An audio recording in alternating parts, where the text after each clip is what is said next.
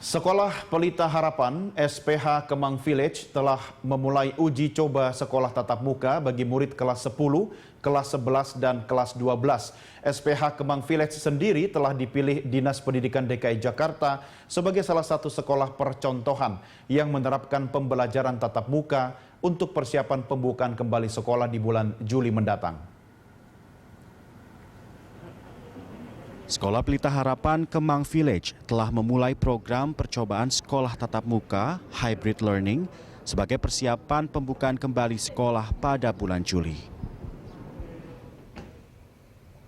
Dinas Pendidikan DKI Jakarta telah memilih Sekolah Pelita Harapan sebagai salah satu sekolah percontohan bagi sekolah lainnya yang nantinya juga akan menerapkan pembelajaran tatap muka. Sekolah Pelita Harapan dipilih oleh Pemprov DKI Jakarta karena dinilai telah siap untuk menjalani program sekolah tatap muka dengan kedisiplinan protokol yang ketat. Ketika itu kami mengajukan permohonan kepada gugus COVID di Jakarta Selatan supaya mereka memberikan izin kepada kami mengakomodir anak-anak yang membutuhkan pembelajaran tatap muka one on one karena ada ujian, ada anak-anak yang memang perlu bertemu dengan guru untuk bisa melengkapi pembelajaran gitu. Nah, dari sistem yang sudah kami sampaikan, gugus COVID Jakarta Selatan melihat bahwa sistem kami bagus, kemudian dia memberikan izin terhadap kelompok-kelompok kecil untuk berada di kampus. Nah, saya rasa dari situ pemerintah melihat bahwa ada kebaikan yang direncanakan oleh Sekolah Pelita Harapan Kemang sehingga tanpa kami sadari kami diminta untuk mengisi asesmen kesiapan belajar dari pemerintah Dinas Pendidikan Provinsi DKI Jakarta.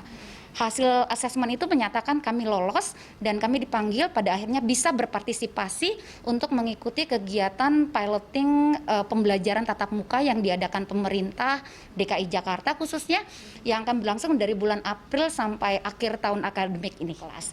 Nah, di dalam kelas seperti yang juga sudah kita sampaikan kepada komunitas kita bahwa ada ekspektasi jelas yang harus kita minta mereka lakukan. Jendela harus terbuka, jarak dipertahankan 1,5 meter.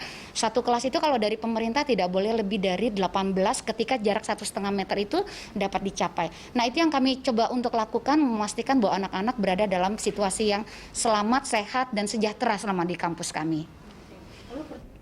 Selama masa percobaan, hanya murid SMA yang diberikan izin dari orang tua yang dapat menjalani sekolah tatap muka.